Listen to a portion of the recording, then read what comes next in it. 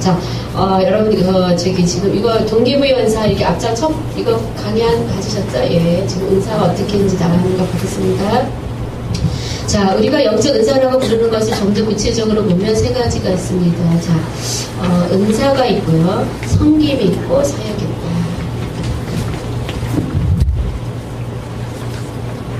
한 성령이심인데 은사가 있고, 섬김이 있고, 사역이 있고. 네. 자, 그래서 이제 여기 보시면 이 구절에 세 부류의 은사가 설명되어 있습니다. 각각 3위에 각 이유와 연관되어 있습니다. 그러나 모두 예수님의 삶이 하나님의 백성을 통하여 드러나는 것입니다. 자, 첫 번째, 여러 종류의 사역. 이것은 사람의 필요를 채우는 접근이 다른 것을 말합니다. 자, 그래서 어떤 사람은 하나님이 각 사람에게 이제 동기부여 은사를 주는 거예요. 어떤 사람에게는 방향을 제시하고 싶고, 어떤 사람은 상처받은 자에게 사랑과 자비를 베풀고자 하고 싶고, 어떤 사람은 희생적인 기부를 통해서 현실적인 필요를 채워주고자 하는 소원이 있고, 어떤 사람은 잘못된 길을 교정하는 소원이 있다. 그래서 이제 이런 것들을 통해서 하나님이 우리에게 동기부여의 은사를 줍니다. 그리고 이것이 로마서 12장 6절에서 8절에 잘 나와 있어요. 자, 그래서 이제 이 동기부여 은사가 모든 사람에게는 하나님 안에서 그들이 은사나 사역을 풀어가는 하나의 동기가 됩니다. 동기. 나는 어떻게 사람들을 섬기고 싶은가? 동기부여. 자, 두 번째, 여러 종류의 은사는 아까 뭐냐면, 방언, 통역, 예언, 그래서 9가지 은사. 자, 여러 종류의 섬김. 자, 제가 바꿨었네. 그래서 아까 이제 우리가 오증지김 오늘 그거 이따가 나눌 거예요. 그래서 이제 우리가 지금 이제 보시면, 자, 모든 것은 첫 번째 하나님을 정하려 우리가 어떤 동기부여를 주게 됩니다. 그래서 동기부여 은사 좀 같이 보시죠. 로마서 12장에 보면 동기부여 은사를 주시는 것은 하나님 아버지이시고 역사하는 것은 성령님이십니다. 다시 한번 찾아볼까요? 로마서 12장 6절에서 8절.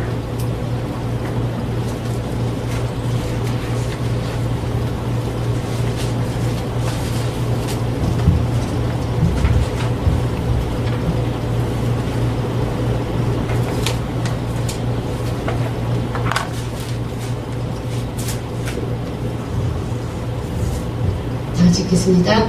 우리에게 주신 은혜대로 받은 은사 각각 다르니 예언이면 믿음의 분수대로, 섬기는 일이면 섬기는 일로, 가르치는 자는 가르치는 일로, 위로하는 자면 위로하는 일로, 구제하는 자는 성실함으로, 다스리는 자는 부지런함으로, 긍휼을 베푸는 자는 즐거움으로 할 것이니라. 네. 자, 하나님이 우리 각 사람에게 하나님의 이름으로 동기를 부여해 주십니다. 그래서 자, 예언.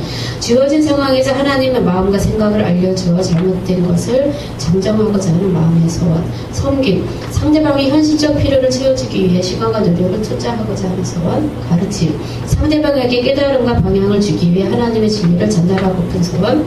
권면. 하나님과 동행하는데 용기를 주고 동기 부여를 주고자 하는 소원. 베품, 타인의 필요를 보고 희생적으로 베풀고자 하는 소원. 인도, 하나님의 비전을 성취하기 위해 여러 사람의 노력을 잘 좌우시키고자 하는 소원. 긍휼, 상처받고 아픈 사람에게 하나님의 사랑을 전달하고픈 소원. 자, 믿는 자 각 사람은 이 중 하나가 기본 동기가 되어 뭘 끌어간다고요? 사역을 이끌어갑니다. 자, 그래서 이것을 분별하는 법이 여기 잘 나와 있어요. 거기 보시면, 자, 어떤 사람이 이제 같이 이제 밥을 먹다가 어떤 아이가 우유를 엎드렸다는 거예요. 근데 여기 보면, 여기에 나와 있는 반응을 보면 여러분이 자기가 어떤 사람인지 알게 돼요. 자, 예언자는 어떻다고요? 이 어린아이에게 자기 행동에 주의를 기울이지 않는 것을 나쁘다고 말하면서 잡아줍니다. 자, 교사는 이 아이가 우유를 엎드렸을 때 의자를 식탁근에 놓지 말고 안에 두면 다음부터는 괜찮을 거라고 가르쳐줍니다. 자, 베푸는 자는 아이에게 얼른 달려가서 우유 한 잔을 줍니다. 필요하면 필요를 보면 먼저 채우고자 하는 것이 동기이기 때문입니다. 섬기는 자는 쏟아진 우유를 먼저 닦습니다. 긍휼히 여긴 자는 아이를 안고 위로해주면서 너가 이것 때문에 마음이 상했구나 이렇게 다독거려줍니다. 자, 여러분은 아이가 우유를 쏟았을 때 첫 번째 보이는 반응이 뭡니까? 여기서 빨리 찾아보세요. 첫 번째 보이는 반응. 그게 이제 여러분이에요, 지금. 본능적으로, 이해하려고 하지 마시고, 본능적으로. 그다음 첫 번째, 이런 반응이 나온다. 저는 이제 보면은 거기다 넣지 말았었어야지 왜 그랬었지 이렇게 하면 저는 예언자나 교사 둘 중에 하나가 저는 한번 물어볼게요. 자, 예언자. 나는 아이가 이런 반응을 했을 때 이렇게 말한다. 예언자.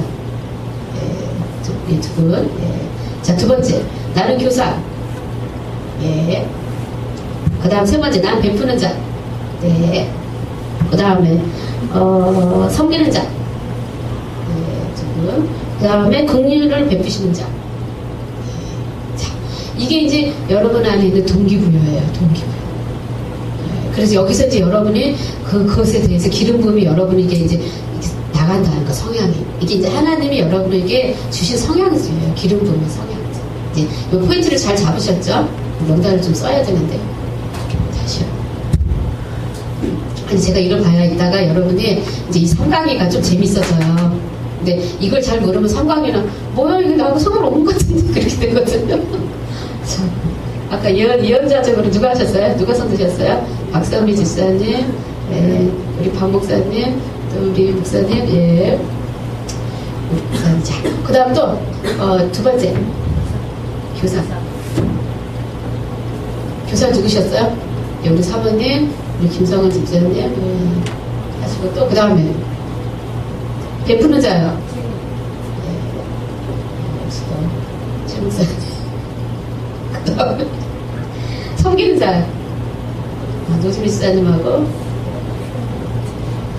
그러니까 이게, 두 개 있을 수도 있어요. 왜냐하면 이따가 오징징에 보면요. 주 기름 부음과 보조적인 기름 부음이 같이 있어요. 어떤 사람은 하나만 있는 사람, 어떤 사람은 두 개 있는 사람도 있어요. 어미사님. 또 누구시죠? 김수사님 또. 우리가 같이 행동과 말이 같지 않은 그런. 그러니까 일단 한번 해보세요. 다 정말. 김집사님, 선미 집사님. 어떻게 이렇게 일단은 제가 한번 파악을 해볼게요. 그 다음에 긍휼히 여기는 자. 김영애 전사님. 긍휼 사역이 많이 하실 것 같아요. 저는 이제 예언자적이면서 약간 교사적인 그런 건 이제 그게 좀 있죠. 이렇게. 예. 자, 이제 이런 동기부여 은사를 이제 보시고요. 자, 사역의 은사. 예, 카리스마로 불리기도 하는 사역의 은사는 하나님의 능력을 풀어줘서 하나님의 백성들이 잘 섬길 수 있도록 해줍니다. 그래서 이제 고린도전서 12장 8에서 10절 거기 나와 있는데 다 같이 읽어보실게요. 시작. 어떤 이에게는 성령으로 말미암아 지혜의 말씀을, 어떤 이에게는 성령을 따라 지식의 말씀을, 다른 이에게는 같은 성령으로 믿음을, 어떤 이에게는 한 성령으로 병고치는 은사를, 어떤 이에게는 능력 행함을, 어떤 이에게는 예언함을, 어떤 이에게는 영적 분별함을, 다른 이에게는 각종 방언함을, 어떤 이에게는 방언 통역을 주십니다. 자, 성령 충만을 받을 때 우리를 통해 성령의 카리스마가 다양하게 나타납니다. 자, 이 9가지 은사는 두 단계로 나타나는데요. 첫 번째 잠깐 동안의 기름 부음입니다. 그래서 주어진 어떤 일정한 시간에 성령께서 한 사람에게 여러 가지 다양한 은사를 체험하게 하는 겁니다. 그래서 은사를 성령 충만을 받으면 자기가 이게 주 은사가 아닌데 이 9가지 은사를 다양하게 체험해 보는 거예요. 막 환상도 보이고 막 아픈 사람도 기도하면 낫고 뭐가 되는 거. 이해가 되세요? 은사 체험합니다. 그래서 이제 여기서 그 다음 단계로 자기에게 정기적으로 꾸준히 나타나는 것이 그 사람의 주는 사고 그 사람의 사역에 될 확률이 많아요. 근데 이제 많은 크리스찬들이 어디서 넘어지냐면 처음에 성령 충만함 받고 이 9가지 은사를 경험하면 거기서 넘어져요. 막 자기가 다 된 것처럼 막 다 하는 것처럼 그리고 나 경험해 봤어. 그러는데 그게 중요한 게 아니에요. 그거는 한시적으로 하나님이 잠깐 체험하게 하시는 겁니다. 그게 이제 지금 제가 이제 이끌어가고자 하는 어떤 방향성 여러분이 아시고요. 사역자분들이 반드시 이걸 파악해야 돼요. 이 사람이 지금 성령 충만해서 잠깐 체험하는 것을 가지고 그 사람 절대 높이시면 안 돼요.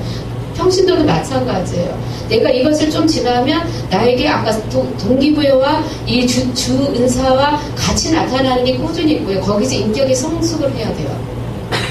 그러면 하나님 그 사람을 쓰는 거죠. 근데 이제 평신도분들이 거기서 넘어져요. 제가 옛날에 다니던 교회도 어떤 분이 기도원에 갔는데 성경 말씀이 막 살아 움직이고 뭐하고 하니까 이 사람이 막 그리고 막 남의 거 보이고 뭐하고 하니까 그때부터 이 사람 변질되더라고요. 또 하나는 또 묵은닥들이 하시는 얘기가 뭐죠? 나도 다 다 해봤어. 어쩌라고 근데. 그 다음 단계가 있어야 되거든요. 이제 이런 것들을 잘 파악하시는 게 중요해요. 네. 자, 교재 보시면. 자, 고린도전서 12장 7에서 11절에 다양한 은사가 나옵니다. 그래서 하나님은 이제 이런 것들을 주신다는 거. 이 단계에서는 모든 은사가 모든 믿는 자에게 뭐하다고요? 가능합니다. 그래서 9가지. 어떤 사람은 9가지 다 체험할 수도 있고, 많이 체험할 수도 있고, 다양하게 체험할 수도 있어요. 그래서 마음이 열려있는 자에게 성령께서 어떤 은사든지 주시기 때문입니다. 자, 그래서 우리는 교회에 나올 때 어떤 은사든 받을 준비를 하고 있어야 됩니다. 다음 장 보시면 바울이 주된 사역은 사도였지만 뭐였죠? 사도적이기 때문에 하나님의 기사와 표적을 많이 가르쳐주고 이 사람은 사도적이면서 교사적이었죠. 그래서 병 고치고 귀신 쫓고 예언하고 방언하고 가르치고 지식의 말씀 은사를 받았습니다. 자, 두 번째 단계는 계속되는 기름 부음입니다. 이게 정말 중요한 거예요. 하나님은 성령 충만한 교인에게 때때로 어느 은사든지 허용하지만 순종하는 그릇에게 적어도 한 가지씩은 중단 없이 나타나십니다. 자, 이렇게 정기적으로 나타나는 은사가 있을 때 이런 것을 가르쳐 그들의 은사, 그들의 사역이라 부르고 있습니다. 자, 그래서 이제 고린도전서 12장 27에서 30절에 보듯이 이 단계에서는 한 사역이 모든 믿는 자에게 주어지는 게 아니라 그 사람에게 하나님이 아까 사명, 소명, 달란트 안에서 주신 것들이 이제 나타나기 시작한다. 이렇게 말씀하면 되겠습니다. 자, 지도자 은사 보시고. 지도자 은사는 예수님께서 교회 하나님 백성들을 무장시켜 사역을 잘할 수 있도록 주신 직책입니다. 그래서 이제 이 지도자적인 은사는 사도, 예언자, 복음 전도자, 목사, 교사, 네, 그리고 소수의 사람만이 이 소명을 받는데요. 자, 사도적인 지도자 은사는 뭐냐면 모든 은사가 효과적으로 운영되도록 교회 질서를 세우는 기름 부음이 있습니다. 그리고 교회를 개척하고 여러 교회를 감독하는 사역도 감당하고요. 사도적인 그 사람들의 특성들이 있다가 이렇게 세 번째 시간에 하겠습니다. 예언자. 정확한 하나님의 계시를 받아 선지자 사역이라고 이렇게 말씀하죠. 성숙하게 이 계시를 다룰 줄 아는 지혜로운 자입니다. 교회 방향을 제시하고 인도하고 예언적인 은사 확립들을 줬습니다. 자, 복음 전도자. 많은 사람을 주님께 인도할 뿐 아니라 그들을 격려하고 훈련시키고 또 다른 사람을 주님께 인도하게 됩니다. 신의와 믿음, 기적 같은 능력 연사를 교회 안에 세우기도 합니다. 자, 목사, 양들을 돌보는 목자입니다. 그래서 이제 부역자분들, 풍신도분들 그런 역할들 많이 하시죠. 다른 사람들의 필요를 채우고 다른 사람들의 어떤 것들을 이렇게 쫓아다니면서 같이 해결하는 그런 거. 양들의 상태를 전체적으로 볼 줄 알고 하나님으로부터 교회가 나가되 비전을 받습니다. 교사, 하나님의 말씀을 단단한 반석으로 제공합니다. 그래서 교회와 성도들에게 안정감을 주고 살아갑니다. 그래서 지도자적인 은사. 자, 은사의 성장. 성령의 은사를 이야기할 때 많은 성도들이 은사는 누구나 갖는 것이 아니라 하나님의 선택이기 때문에 자신들은 아무런 관계가 없다고 생각합니다. 또 강력한 은사가 나타나지 않으면 뒷자리에 앉아 다른 사람들에게 사역을 맡으려고 합니다. 그러나 성경은 은사에 관해 그렇게 말하고 있지 않습니다. 우리가 나에게 주신 하나님이 그 은사의 기름 부음을 따라 그릇듯이 사용할 수 있어야 됩니다. 그리고 또 기도하여 다른 은사도 구하고 가지고 있는 은사를 다른 사람에게 전할 수 있습니다. 그래서 우리는 은사를 더 효율적으로 사용하여 예수님을 섬기는 일에 유능해져야 됩니다. 그래서 모든 성도들은 이 9가지 은사를 체험할 수 있어야 되고요. 자, 이 9가지 은사를 가지고 우리가 은사의 첫 번째 목적이 뭐죠? 내가 하나님 앞에 신령한 집을 짓는 겁니다. 은사는 도구가 되는 거죠. 하나님 구하시는 신령한 집으로 세워지는 것이죠. 그래서 육체가 하는 일이 뭐죠? 내가 영적으로 깨닫는 것을 순종하는 것이 육체가 향하는 것입니다. 그래서 우리 육체가 하나님의 은사를 덧입어서 신령한 집을 세우고요.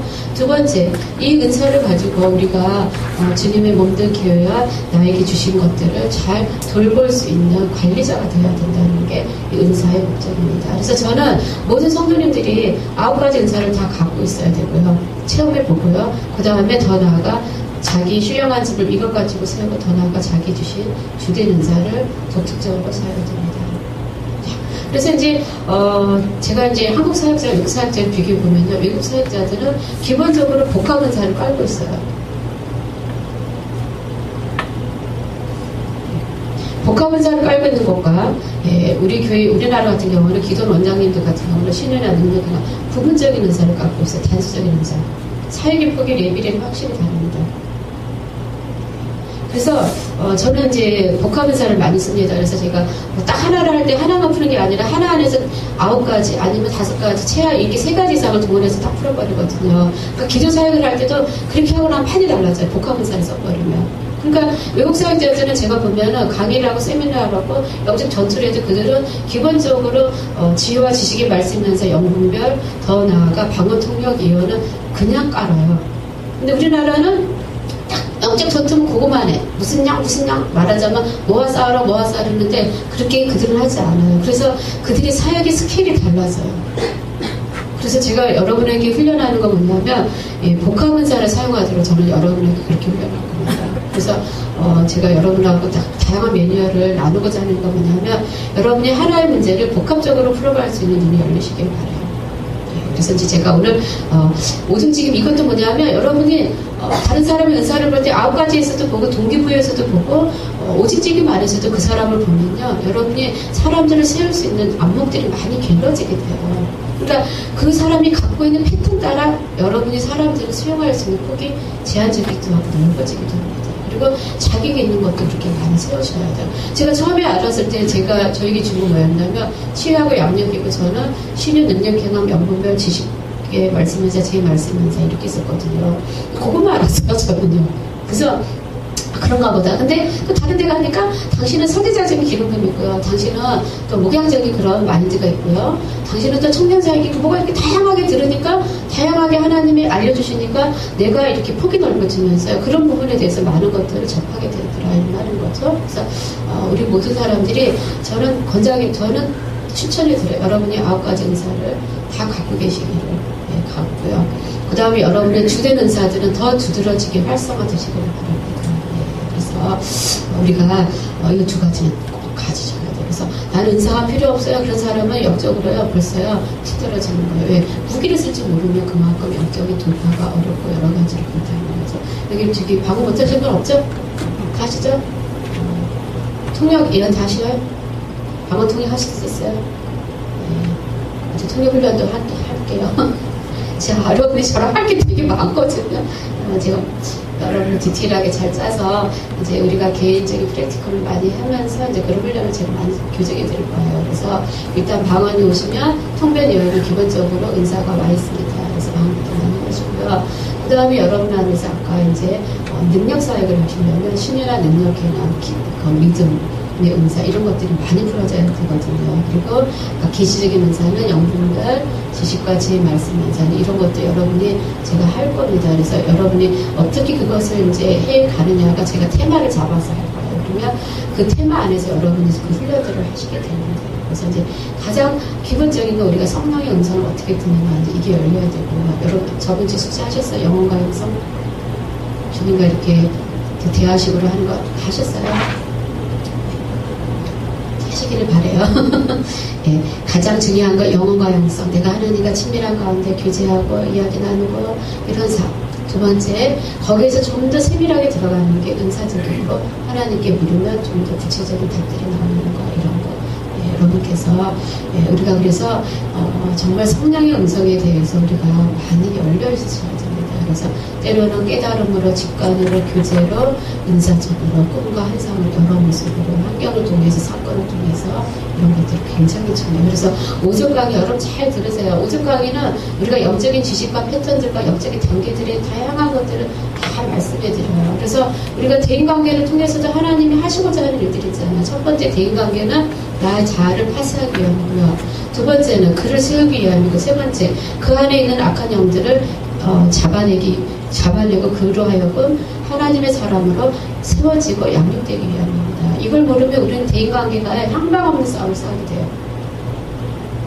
그래서 많은 분들이 대인관계를 하나님이 풀어가는 그 영적인 지식들이 있어야 돼요. 그래서 대인관계 첫 번째가 뭐라고요? 내 안에 들보를 빼는 거예요. 우리는 남의 들보만 보이죠. 티는 안 보이죠. 첫 번째 내 자아를 발견하는 거고요.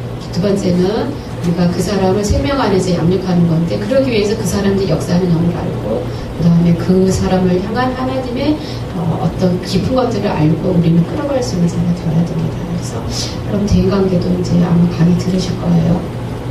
자, 보시면 은사의 성장. 자, 은사를 이야기할 때 많은 성도들이 예, 아까 이야기했었죠. 다음 장 넘기시면 자, 은사가 어떻게 성장하느냐 여기 이제 여기가 이제 지금 중요한 거예요. 자, 이런 은사를 활용하는 법을 어떻게 배울 수 있습니까? 여기 이제 나왔어요. 이제 이것이 지금 이 책이 로버트 하이들러가 쓴 성령 체험이라는 책인데요.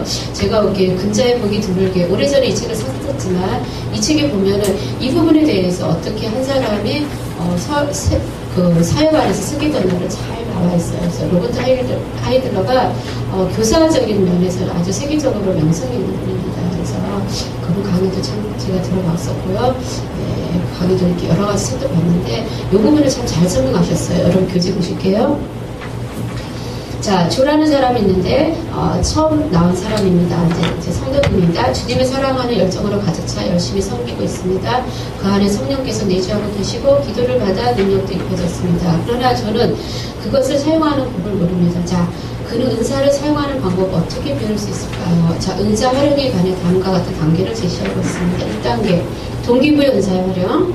자, 그래서 고린도전서 14장 23절에 보면 어떤 믿는 자들이 영적 은사에 대해서 모르고 있습니다. 자, 바로 조라는 사람이 그런 경우입니다. 그는 성령의 운에 대해 이해를 전혀 못하고 있습니다. 이 사람은 성령 충만 받았지만 은사 사용 방법을 모릅니다.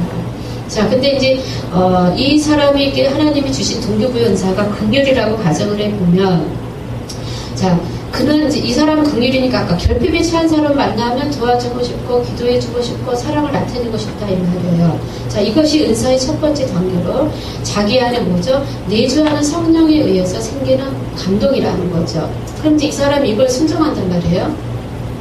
자, 순종하면 2단계로 넘어가게 됩니다.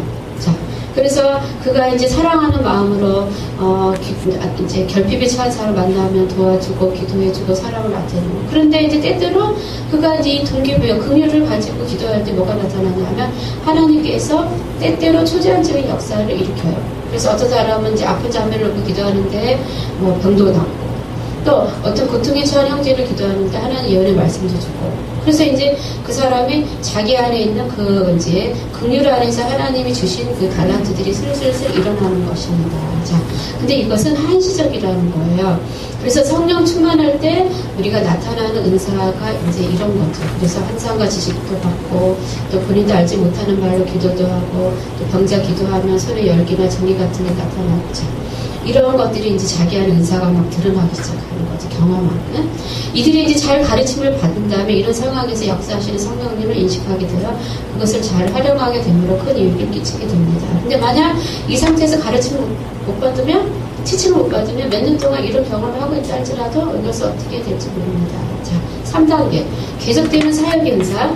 조가 주 안에서 계속 성장하고 성숙하고 순종하고 주를 섬기면 뭐 한다고요? 지속적으로 한 가지 은사가 나타납니다. 자, 처음에는 뭐 동기유발 은사는 긍휼에서 시작해서 계속 정확한 예언의 말씀. 그러니까 이 사람은 이제 병도 고치고 귀신도 나가고 뭐 역사도 났는데 계속 이 사람에게 나타나는 게 뭐예요? 예언적인 것들이 정확하게 그 말씀들이 이제 현실로 나타나면 이 사람에게는 이제 우리가 주시에서 보면서 이 사람은 예언적인 그런 면에서 지금 하나님이 은사를 계속 나타나고 보여주고 계시는구나. 이제 우리가 그렇게 파악할 수 있다는 거죠. 지속되는 것. 자, 그러면 이제 교회 지도자들은 그가 하는 예언이 사람들에게 효과적인 사역이라는 것을 알게 되고 교회가 이 은사를 사용하도록 격려할 것입니다. 그리고 그가 계속 성장하여 성숙하게 되면 이제 그 다음 단계가 뭐죠? 저 사람의 예언이 조금 할 수 있고 조금 정확합니다라고 하는 거예요. 그래서 예언자라는 말은 아니고요. 예언자로서는 아까 권위와 성숙을 갖추지 못했다. 그래서 이제 아까 제가 말씀드렸죠. 은사가 나타나도 뭐가 인격이 성숙되지 않으면 그 사람에게 하나님이 합당한 권위를 주지 않아요.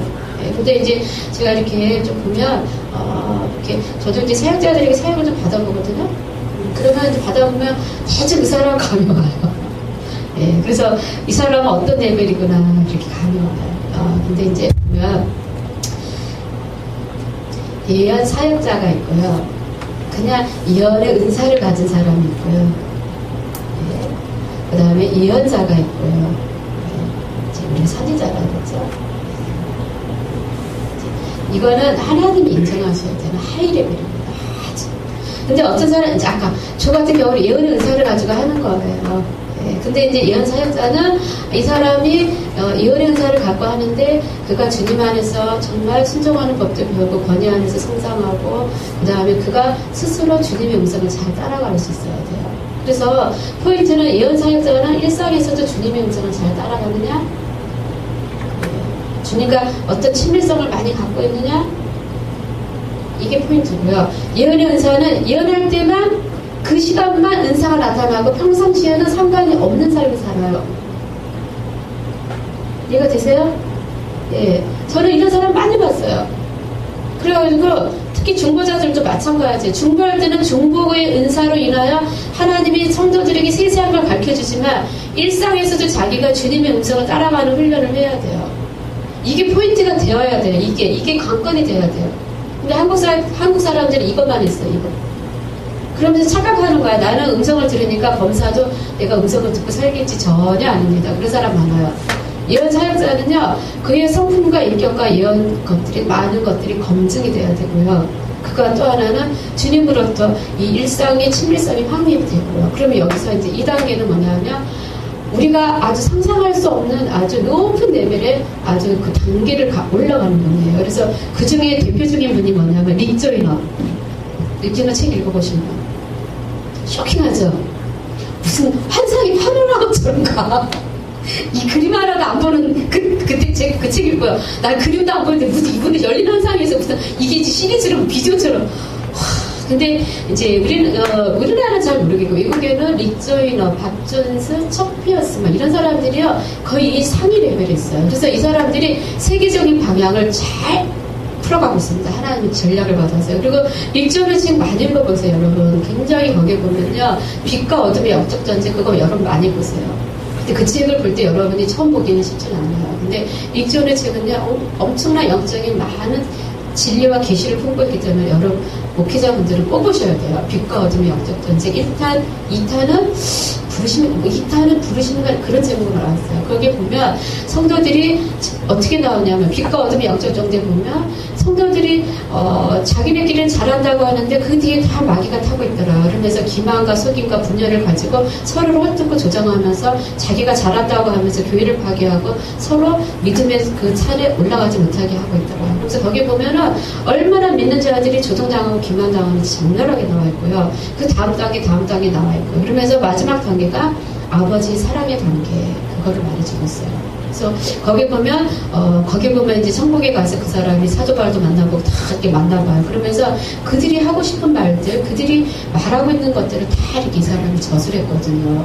거기 보면 하나님의 관점이 너무 잘 나와 있습니다. 여러분 꼭 읽어보세요. 그리고 제가 그분의 책을 보면서 많은 것들을 제가 또 이렇게 얻게 되었습니다. 그래서 우리가 이제 이런 것들, 그쵸? 여기서 이제 제가 이제 이 조라는 사람이 여기서 이제 일로 넘어가는 거예요, 일로. 그래서 아까 제가 그랬죠. 하나님이 여러분을 사용할 만한 그릇이 되려면 여러분의 인격이 성장해야 됩니다. 하나님 여러분 신뢰할 수 있어야 돼요. 그래서 이제 특별히 중보자 같은 경우에는 성령의 열매가 없이는 하나님이 절대 중보자를 사용하지 않습니다. 그러니까 많은 사람이 착각하는 게 자기가 기능이 나타난다고 하나님이 자기를 인정했다가 전혀 아니에요. 하나님은 기능도 있지만 인격이 있어야 하나님 그 사람을 인정하게 됩니다. 하나님의 주의적으로 많이 훈련하는 이유가 뭘까요? 인격 때문에. 성령의 열매 안에서 살아가는 인격. 그래서 여러분께서 평신도분도 마찬가지입니다. 하나님 여러분에게 은사와 기름 부음 주시지만 여러분 주님 안에서 아름다운 인격을 세워가시길 바라요. 그래서 그 인격이 아름다울 때 하나님 그 사람을 오래 쓰고요. 귀하게 씁니다. 저는 그런 걸 많이 봤고요. 기능 있는 사람은 하나님이 그렇게 귀하게 쓰지 않더라고요. 그래서 여러분께서 그런 부분. 그래서 우리가 이런 것들도 여러분 좀 아시면 좋을 것 같아요. 그래서 이제 보면 이제 이렇게 한국에는 이제 제가 이제 아까 이 말씀 드리려고 한국에는 이 은사를 가지고 사역하는 분들이 굉장히 많이 있습니다. 네, 많이 있어요. 그리고 이제 그런 사역도 많이 하시는데 우리가 좀 더 이렇게 들어가야 돼요. 그래서 제가 이제 외국 사역자를 칭송하는 게 아니라 그들을 보면 그들은 첫 번째가 뭐 존중이 문화잖아요. 예수님과 회심하면 누구를 존중해 드려요? 그분. 그래서 주님 내가 오늘 이런 말을 해도 되나요? 주님 내가 오늘 뭘 하기를 원하세요? 주님 내가 다른 사람에게 어떻게 다가가? 그분은 항상 하나님을 존중해 드려서 이렇게 하나님의 지도인들을 받는 게 그들은 패턴이에요. 패턴. 근데 우리나라는 이게 아니잖아요. 그래서 모든 게 차원이 달라버려요. 그래서 저는 그분들을 보면서 인격이 너무 중요하구나. 그러니까 또 하나는 여러분이 존중의 문화 안에서 여러분의 인격이 스케일이 그만하시면 여러분이 하나님 여러분을 많이 써요. 아시길 바랍니다. 이해가 되세요? 잘 모르시겠지 무슨 말인지. 예, 내가 정말 존중의 문화, 내가 정말 한 영혼이라도 아까 이 작은 것이라도 내가 누가 보든지 안 보든지 내가 어린 소자에게도 내가 빛이 나든 내가 뭘 하든 않든 내가 또한 내 삶에 내 마음대로 행하지 않고 존중해주는 거 겸손하고 그렇게 여러분의 마음을 가지면 여러분의 사역의 장이 넓어진다는 거예요. 내가 사람을 품을 수 있는 마음이 되면 그만큼 어려요. 그래서 이제 저희들도 하시는 훈련이 뭐냐면 사역자가 공통적으로 받는 훈련이 뭐예요? 사랑할 수 없는 사람, 이해할 수 없는 사람, 용납할 수 없는 사람 보내주시는 거예요. 첫 번째 훈련. 왜 그런 줄 아세요? 내가 넓어져야 되거든요. 주님 저에게 그런 말씀 줬어요. 나는 너가 감당할 수 없는 만큼 영혼을 보내줄 거다. 근데 그 전에 네가 해야 되는 게 영적인 어미나 아비의 마음을 꼭 품어야 된다. 그래서 네 알겠습니다. 그랬거든요. 그리고 이제 하나님 훈련하는 게 뭘까요? 하나님 내 마음을 넓혀야 되잖아요. 그러면 누가 와요? 예. 전혀. 그래서 우리 교회에서 어떤 집사님이 그러더라고요. 사모님, 우리끼리 재밌는 얘기를 하나 할게요. 두 번째 했더니, 우리 교회는 큰 게 100명이 하나 있을까 말까 한 사람이 여기 와 있습니다. 근데 90%가 그렇습니다. 그러면서 사모님은 위대한 사역을 합니다. 한 명이 100명입니다. 그런 거예요. 그래서 왜 그런지 아세요? 많은 사람을 사랑하고 이해하려면 그만큼 내가 이해되지 않고 용납하지 않은 사람을 부딪혀서 내가 죽든지 걔가 죽어야 돼. 결국에는 사역자는 내가 죽는 밖에 없잖아요. 뭐 성도들하고 뭘 할 거예요, 그죠? 내가 주님 앞에서 주님 왜 이러십니까? 대체 그러면 기도하면 사랑하고 용납하라. 언제까지 인내하라. 주님 왜 이러십니까? 그러면서 제가 깨지는 거예요. 그리고 기다리는 거예요, 주님한테. 그래서 제가 넓어질 때 각양각색의 사람은 품어지는 자가 되더라고요. 근데 첫 번째 훈련이 그거예요. 붙이는 게 아니라 그거예요. 그래서 제가 개척교회 하니까 하나님 뭐 하냐면 장로 같지 않은 장로님, 권사 같지 않은 권사님, 집사 같지 않은 집사님 이런 사람은 다 와. 그래가지고 맨날 앉아서 기도하는 게 밤에 충만해서 기도하는 게 아니라 밤에 앉아서 기도가 어쩌라고요. 그리고 어쩌면 이런 사람들만 와요. 예. 그게 다 통과해야 되는 훈련인데요. 마찬가지예요. 여러분이 여기 다 계시는 평신도분들도 지도자를 부름받았어요? 좋아하지 마세요. 여러분 지도자가 되시려면 여러분의 마음을 넓히시길 바랍니다. 마음을 넓히세요. 그 마음 넓힌다는 게 나하고 전혀 안 맞는 사람을 보고 사랑할 줄 알고 이해할 줄 알고 용납할 줄 알아야 돼요. 근데 우리나라는 막 유교용으로 막 앞서간다 그러고 막 목회를 크게 할 거다 그러고 지도자는 막 거기에 그러거든요. 정말 중요한 건 여러분의 스케일이에요. 스케일입니다. 내가 품을 수 있는 한계가 많이 넓혀지는 게 스케일이에요. 저도 하나님이 저에게 그렇게 말씀하셨어요. 저도 정말 어떤 때는 좀 이렇게 성격이 좀 까칠할 때도 있어요. 이제 저도 이렇게 교사적이고 카리스마가 있다 보면 그럴 수도 있거든요. 하나님 목양적인 마음을 품어라. 목양적인 뭐냐면 그들과 함께하고 함께 웃고 너는 그런 마음이 필요하다. 근데 그런 말씀 많이 줘요. 그리고 이제 저에게도 그런 이야기 주셨어요. 정말 내가 너에게 많은 것들을 맡겨주고 싶다. 너가 준비되라. 그런데 가장 훈련이 안 되는 게 내 마음이 찢는 훈련이 잘 안 되더라고요. 근데 정말 하나님이 여러분을 사용하기를 원한다면 여러분의 마음을 찢으세요. 스케일을 크게 하세요.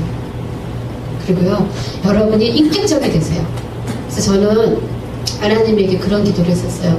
하나님, 저는 원래부터 이제 저의 마인드는 뭐냐면 한국 사람들은 막 이렇게 카리스마 있게 굴어야 되고 자기 잘난 체 해야 되고 뭐 해야 사람들이 알아주지만 저는 그렇게 하지 않아요. 그냥 겸손하게 있고 어디 가서도 그냥 이렇게 제가 알고 있어도 누가 티칭하면 그냥 모른 척하고 배우고 또 제가 모르는 거 물어보고 이렇게 드러내지 않습니다. 왜? 존중의 문화. 그 사람이 세워졌으면 그 사람 존중해드리고 그 사람이 교회나 외모와 상관없이 그 사람이 어떤 걸 하고 있으면 존중해드리는 게 존중의 문화잖아요. 한국 사람들은요 안 그래요. 저도 사용 많이 해보지만 제가 옷을 삐까뻔쩍하게 입고 나오고 네 앉으세요 상담하십시다 이러고 샬라샬라하고 막 이렇게 하면요 대단한 갑다 그러고요. 제가 옛날에 한번 어떤 팀을 사용을 했는데 그날 교회를 하다가 바빠갖고 스타일을 입고 그냥 편안하게 앉았어요. 외국 사람들은 격식을 잘 안 바꿔주잖아요. 청바지 입고 편안하게 앉았더니 이 사람이 딱 첫번부터 하는 판이 다르더라고요. 잘 안 들어요. 잘 안 먹혀요. 그리고 자기 이야기 계속해요. 그래서 제가 야, 한국 사람들 못 쓰겠다 진짜. 인격이 안 먹혀요. 강팍스러워요. 제가 그런 걸 많이 느껴보거든요. 그 말을 왜 드리냐면 여러분은 그렇게 하지 않으시길 바래요. 존중의 문화. 그래서 정말 사람을 겉으로 보지 마시고 그 사람을 존중하고 그 사람의 가치를 평가해드리고 그 사람을 하나님이 그 사람에게 세워주신 기름 부음을 여러분이 높이 보세요. 여러분이 그렇게 하실 때 여러분에게 하나님이 축복을 주셔요. 성경에 선지자의 이름으로 대접하면 선지자 상을 받는다는 것처럼요. 하나님 저에게 그런 말씀 줘요. 네가 한국적인 마인드가 아니라 외국적인 마인드를 갖기 때문에 나는 너를 쓸 것이다 그래요. 그리고 나는 너가 청년이 됐든 애가 됐든 너는 한 영혼을 바라보는 그런 마음을 갖고 있기 때문에 나는 그 영혼들을 나는 너에게 주고 싶다 그래요. 여러분 정말 여러분의 목회가 성장하기를 원하세요? 여러분 스케일을 많이 느끼세요.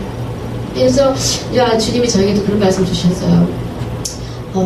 이제 앞으로 네 목회에 정말 많은 일들이 일어나게 될 것이다. 그리고 또 하나는 너는 하나님을 제한하지 않으니까 내가 너를 통해서 많은 일들을 할 것이다 그래요. 여러분 하나님 제한하지 않으시고 여러분의 마음이 존중의 문화로 들어가시길 바래요. 그래서 요즘에 유행하는 책이 존중의 문화잖아요. 그 책 읽어보셨어요? 네, 존중의 문화 괜찮죠, 그죠? 네, 너무 멋있어요. 그래서 외국에는 초자연적인 스쿨 학교 할 때 첫 번째 강의가 때리는 게 뭐냐면 존중의 문화예요. 네, 우리가 하나님 존중해드리고 다른 사람 존중해드리고 그 사람을 존중해드리고 나에게 행하신 하나님의 것들을 존중해드리고 존중의 문화. 이게 가장 베이스로 깔려있는 겁니다. 왜 이렇게 한지 아세요? 성령님이 인격적이시기 때문에 존중해드려야 돼요. 여러분 성령님은 능력이나 파워가 아니에요. 우리나라는 능력이나 파워를 생각해요. 여러분 성령님을 능력으로 생각하면 내가 필요할 때 끌어다 쓰는 은사와 도구와 수단일 뿐이에요. 성령님 능력이 아니십니다. 성령님은 인격이셔. 인격. 제가 다음 시간에 성령님에 대해서 소개할 거지만 성령님은 파워가 아니라 인격이에요. 인격. 그분도 나와 같이 마음 상하실 수 있고 근심하실 수 있고 기뻐할 수 있고 그쵸? 그래서 우리가 그분에 대해서 존중해드리고 그분의 마음을 상하게 하지 않고 그분을 근심시키지 않고 소멸시키지 않아야 되는 거고 우리가 존중해드리면 그 가장 잘 존중한 사람 중에 하나 뭐냐 베닌이잖아요. 베닌 책 읽으면 저는 전율이 와요. 베닌이 자기 사역의 은사가 나타나고 그도 20년 후에 하나님의 책을 폈잖아요. 안녕하세요 성령님 펴라. 신디 제이콥스도 은사가 나타나고 피터 와그너 밑에서 20년 훈련 받았어요. 피터 와그너 그랬어. 야 은사 있다고 신디 제이콥스 까불지 마. 너는 내 밑에서 중보하고 섬기고 인격되고 훈련 받아. 그리고 내가 책 집필하는 거 알려줄 테니까 훈련 받아. 조용히 있어. 그리고 신디 제이콥스가 피터 와그너가 거의 10몇 년 한 거의 20년 후에 신디 제이콥스를 세웠어요. 책 써 이제. 그리고 신디 제이콥스가 그때 사역을 펼치면서 전 세계적으로 기도의 장군이 돼버렸잖아요. 베니엔도 그때 책을 쓰고요. 전 세계적으로 안녕하세요 성령님. 아주 사람들이 쇼킹하게 때렸습니다. 여러분 꼭 읽어보세요. 안녕하세요 성령님. 거기 보면 인격적인 성령님과 어떻게 살아가는지 굉장히 잘 나와 있어요. 그분처럼 아주 여성스럽게 세밀하게 한 분은 없어요. 근데 그분이 누구의 기름 부음 받았죠? 캐더린 쿨만. 캐더린 쿨만도 굉장히 그런 부분에서 삽니다. 그래서 베니이 뭐라 하냐면 나는 테리 맥칼먼 그 사람의 이렇게 외국 음악은 되게 감성적이잖아요, 그죠? 테리 맥칼먼 그거 아세요? 창조의 하고 그 CD 한번 들어보세요. 굉장히 풍성합니다. 그래서 베니는 그거를 이틀 동안 들어. 베니도 굉장히 여성스럽게 외국 사람들은 굉장히 감정이 거칠지가 않고 풍성하고 아름다워요. 그래서 그들이 사역에 딱 쓰면요. 이 풍성하고 아름다운 성령 안에서 감화감동이 자연스럽게 풀어져요. 그래서 그들은 막 우리나라처럼 막 따라리 쩌다 뭐하다 새소리 안 하고요. 성령님 임하세요. 풀어주세요. 그리고 자기가 그냥 그 통로가 돼요. 그래서 베니인이 가장 좋아하는 게 한국에 오면 찬양단 200명 아니면 절대 베니인 안 옵니다. 자기는 찬양 안에서 기름 부음이 풀리지 않은 상태에서는 절대 안 써요. 왜? 자기는 통로가 찬양이거든요. 그래서 그 사람이 딱 나와서 그러잖아요. 막 하얀 옷 입고 백바지 입고 백바지 신고죠. 막 이러잖아요. 저 괜히 집회를 가가지고 집에 막 놀라워 죽는 일이다 막 나와요. 근데 그분이 오는데 이렇게 사역자 앞에 나가지고 기도사역가 500명 세워놓고요. 성령 일발자로 딱 이러는데 확 놀라는데 감당이 안 될 정도로 아주 파워풀해요. 그리고 그분이 인도사역할 때 저는 이렇게 기도하면 사람들이 다 쓰러져 그러잖아요. 근데 그 베리의 주된 그 사역의 특기가 뭐냐면 성령님을 인격적으로 모시고 다니는 거예요. 성령님이 이 시간 내가 너에게 이렇게 했으면 좋겠다. 이런 감동이 온다. 이러면 이게 다 순종해 들어요. 그래서 이제 내 일상에 순종한 결과 사역에서도 나타나는데 우리나라 문제가 뭐냐면 사역 안에서만 성령님을 순종하려고 그러고 일상에서 순종 안 하고 동행 안 하니까 사역이 판이라는 거예요. 이건 사역자님들이 꼭 기억하셔야 돼요. 가장 중요한 건 일상에서 성령님과 함께하는 게 그 결과 사역에서 나타나요. 그래서 이제 이 베님 같은 경우는 한 이틀 동안 사역에 푹 잠기고 그 다음에 그 아름답고 풍성한 그 성령님 안에서 그 좋은 그 상태에서 서요. 그래서 이제 그분이 이제 주로 하는 게 뭐냐면 주님의 높고 위대하심을 내 영혼이 그래서 위대하심을 막 찬양 중에 풀거든요. 그러면서 이제 거기서 이제 뭐냐면 막 치유가 일어나면 지식이 말씀면서 어디 누구 복지 받았습니다. 뭐 받았습니다. 뭐 받았습니다. 이렇게 하는 거예요. 근데 제가 그거 보면서 그 최하 목사님도 그러시더라고요. 당신의 영성이 이렇게 사역 일정이 바쁜데 당신 영성의 비결이 뭡니까? 그랬더니 나도 내 영이 메마르고 거칠어지지 않도록 내가 성령님과 이렇게 아름답고 풍성한 교제를 하도록 나도 경배의 시간에 찬양의 시대를 듣고 그 안에서 많이 기름 부음이 있는 찬양을 듣고 많이 젖어듭니다. 그리고 그게 내 영혼 몸을 막 적시게 나는 내비로 둡니다. 그리고 내가 사역에 서면 그분이 알아서 내가 손을 얹은 즉 내 영에서 혼에서 혼으로 혼에서 몸을 타가고 막 나갑니다. 그래서 그분이 모든 사역의 비결을 외국 사역자들도 그래요. 그래서 우리나라에 도입한 게 뭐죠? 쇼킹 기도. 근데 저도 쇼킹 기도 해봤거든요. 내 영혼 몸이 정리가 안 되고요. 쇼킹 기도 하니까요. 그 시간에 고요기 듣고 받네요. 쇼킹 기도, 우리 여기 디스틸 쇼킹 기도 하나 있어요. 거기서 막 성령의 임재를 누구를 풀어준다고 막 쌩 난리를 치면 저는 누워가지고 뭐가 풀어지기는 바닥도 차갑고 등도 아프고 머리는 딴 생각만 가득 있고 내 마음은 지금 이게 아니라 마음은 답답 죽겠는데 임재도 안 오고 저 성령의 임재 느끼는데 몇 년 걸릴게요? 천만을 가지세요. 3년 걸렸어요. 3년 걸렸어요. 너무나 처음에는 지식적이고 율법적이고 막 이런 거 많았거든요. 저도 그랬지만 여러분도 정말 여러분 저보다 더 위대하시니까 더 잘하실 거예요. 제가 지금 사역의 많은 비법들을 막 말했어요. 여러분이 알든지 모르시든지. 근데 가장 중요한 건 내 심령의 관리. 내 심령이 정말 살같이 부드러워요. 그래서 주님이 말씀하시고 주님이 만지시고 주님이 나를 터치하실 때 알아들고 그게 인식이 되는 게 중요해요. 그래서 내적 치유를 하는 거예요. 그리고 영적 건조도 하는 거고요. 우리가 치유사역이 그래서 필요한 겁니다. 그래서 정말 저도 제가 그렇게 생각해요. 정말 제가 성령님을 능력으로 하지 않고 정말 제가 성령님 인격으로 더 모시고 살아가기를 원합니다. 제가 그렇게 하거든요. 여러분들 성령님을 인격으로 잘 모시기를 바래요. 그래서 여러분 인격으로 잘 모시기를 바래요. 그분에게 말을 많이 거시고요. 그분이 말하지 않으셔도 여러분이 그분을 귀찮게 하셔야 돼요. 이해가 되세요? 네. 특히 사역자님들 오늘 말씀 뭐 할까요? 찬양 뭐 할까? 그런 데만 주님을 이렇게 따오지 마시고요. 따오는 것도 받으지 마시고. 네, 그래서 이제 저도 마찬가지예요. 어느 정도 사역할 때 자꾸 사역자들이 그러거든요. 나를 통해서 뭔가를 보여줘요. 그것도 많이 위험합니다. 그래서 저는 그래요. 주님 오늘도 제가 저를 통해서 하시기보다 저는 없고 내가 이분들을 섬기려고 이 자리에 섰습니다. 주님 이분들에게 가장 필요한 것들을 주님이 보여주시고 저는 십자가 안에서 날마다 가려지기를 원합니다. 저도 맨날 그렇게 하고 와요. 여러분들께서도 정말 그런 우리가 겸손한 마음이 굉장히 필요한 것 같더라고요. 자, 강의 이제 거의 다 맞춰갑니다. 이제 보시면 자, 그래서 효과적인 예언 사역을 하고 있습니다. 예언자로서 권위와 성숙은 갖추지 못했습니다. 자, 거듭 말씀드리지만 이게 정상적인 기독교는 성장이 되어야 됩니다. 믿는 자가 순종으로 섬길 때 정기적으로 나타나는 은사가 한두 가지가 있습니다. 이 은사는 다른 믿는 자들의 것과는 다릅니다. 기도할 때마다 병이 낫는 자가 있고 환상과 지식의 말씀을 받는 사람도 있고 어떤 사람은 말씀을 열 때마다 진리가 계시되는 사람이 있습니다. 자, 사역 은사를 이렇게 정기적으로 나타날 대로 하나님께서 허용하십니다. 그렇다면 그 사람을 특정 분야에 사역하도록 하나님 부르고 계십니다. 자, 그렇다고 이 사역이 그의 삶의 전부를 차지하고 있지 않습니다. 이 은사를 효과적인 뭐라고 했다고 성경 그래서 제가 이제 이 말씀 드린 거예요. 이 말씀.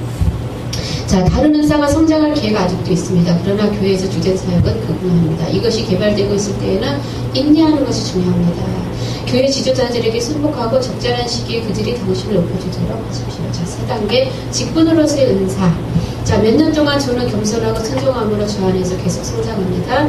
예언 사역을 계속 해오는 중 하나님이 새로운 권위로 옮기는 때가 옵니다.